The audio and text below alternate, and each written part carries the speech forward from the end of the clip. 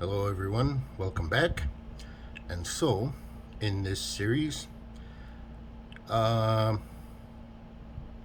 anyway, this is my little vlog, whatever. I'm doing a three-part video of basics events. And so, in this part, this is part three. I will be talking about extreme events. Now, with extreme events, those are events that I would most likely bug out in. Now, with these events, the basic ones that I can think of would be volcano eruption. Of course, there's no history of a volcano exploding in Chicago, but then again, as I heard one geologist one time explain, there was no history of volcanoes in this one farmer's field until a crack opened up, and a week later there was a 1,500-foot tall volcano spewing out lava. There's no history of volcanoes until, one pops up all of a sudden. So, if a volcano erupts in Chicago, would I bug out? Yeah, I would bug out. I don't want to be. I don't want to be part of Pompeii version 2, where 2,000 years later some archaeologist is going to dig up my bones or my preserved body. So yeah, volcano eruption, yeah, I would bug out. Next, asteroid impact. Depending on the size of the asteroid, but most likely, yes, I would be bugging out. With that being said, where would I bug out to? That would be a good question. Depending on if I knew where exactly that asteroid was going to hit, or at least what hemisphere, northern or southern hemisphere. So, for example, if I knew that the asteroid was going to be hitting the southern hemisphere, I would be bugging out further north. Let's say it's a dinosaur killer, 6 or 7 miles wide, and NASA has predicted that it will hit somewhere in the southern hemisphere. They don't know exactly where, but they can at least predict that it'll hit in the southern hemisphere because it's coming in from our southern oblique plane or whatever. It's coming from, the direction of the South Pole. So, okay, I would still bug out, but I would bug out further north than where I am now. Simply because a hit like that, from a dinosaur killer, would most likely affect the area I'm into with, falling debris and, little bits and pieces of rocks and stuff and whatnot, and shaking and dust and smoke and whatnot. Further away I am from it, the better it is. But if I don't know where it's going to hit, would I bug out? No, because let's say that I don't know where it's going to hit and I decide to bug out to the South Pole or South America, not the South Pole, but South America. Let's say I decide to bug out a week before this thing hits, and poof, a day before it hits, they calculate it's going to hit right where I'm at. I just screwed myself. If I stay at home and it's going to hit my house and I find out the day before, yeah, I'll try to get out, but you roll the dice, you take your chances. That's about it. So would I bug out before it hits? Only if I know a general area of where it hits. Next up, EMP, electromagnetic pulse. Whether it is man-made or whether it is a natural event, you kind of got to look at it as, yeah, that is a definite bug out for me. Now, let's say the power goes out today. I would know whether it's just the power going out or whether it's possibly an EMP. Because, for example, if just my computer and TV dies, but I look outside, everything else is fine, then yeah, I'm perfectly fine.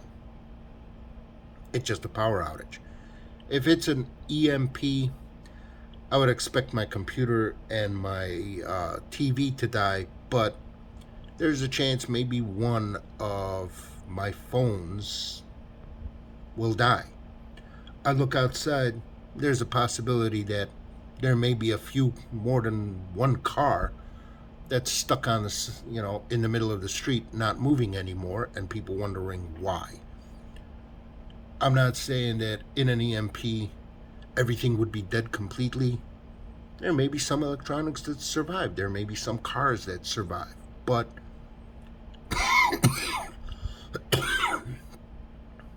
no, geez. Sorry about that. My computer automatically timed out and whatever. So, anyway, back to where I was. EMP. There's telltale signs of whether it's an EMP or just a regular power outage. There may be some other stuff that gets affected. And you'd be sitting there wondering, well, if it's just a regular power outage, why are half the cars on the street dead? If an EMP hits, yeah, I am definitely bugging out immediately. Because when that EMP hits, most people are not going to realize that it's an EMP and the power's not coming back on until at least the next day. Very few people are going to realize that, right away that the power is not going out. And that gives me the option of bugging out in relative safety. I say relative safety where I'm not going to be running through neighborhoods to get out of the city with a bunch of people doing the same thing or trying to attack me or everyone else around them. So anyway, EMP, definitely bugging out. War, it all depends on the war. But if there's a war that occurs, if it's a non-nuclear war, yeah, I might bug in unless enemy forces are approaching the city. Then yeah, then I don't know. I might bug in just to defend my city and have my family bug out. But either way, wartime, it all, if there's a war, it all depends. If we're not getting attacked and there's no enemy soldiers running around, yeah, I'm going to live life as normal. Next up, nuclear war. In a nuclear war, I'm pretty sure Chicago's going to get hit. For the first 2 weeks at least, I will be bugging in to minimize radiation exposure. After that, I will definitely be bugging out heading to the southern hemisphere. No ifs, ands, or buts about it. If I have information that says nuclear war will occur within a month, in a month, or on such and such date, I will be bugging out. Be right away. But if a nuclear war occurs, I don't think any of us are going to get any kind of warning. And so, yeah, the best I can do is bug in for at least 2 weeks to let all that hard radiation die down. Then afterwards, bug out and get the hell out of Dodge completely. Go into the southern hemisphere.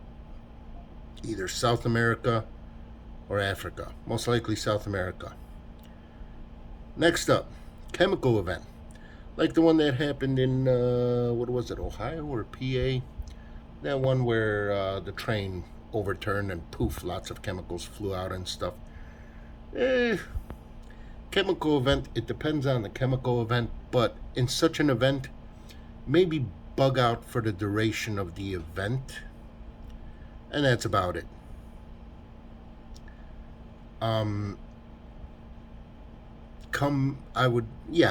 If it was such an event where, a bunch of hazardous chemicals spilled out and burned and soaked the area up, yeah, I would probably bug out until the event passed and the chemicals diminished to where I could bug back in or come back home. Biological event. It's kind of the same like a pandemic. I would have to look at the severity of the biological event. But let's just call it a zombie apocalypse. That's a biological event. You get bit, you turn into a zombie because you developed some zombie disease or whatever. In an extreme biological event, yeah, I would probably bug out. I would most likely bug out. And the last one on my list is radiological event. I'm talking about an event such as Fukushima or Chernobyl. If there is such an event like that, I'm not going to wait for the authorities to finally tell me, oh yes, you should leave now, 5 days after the nuclear reactor exploded and spewed out all its garbage all over the place. I'm going to be bugging out right away. Worst thing I have ever seen was radiation poisoning. It's not a fun thing. But yeah, radiological event, I am definitely bugging out. Anyway, that is that for this video on events. 3-parter. Thanks for watching.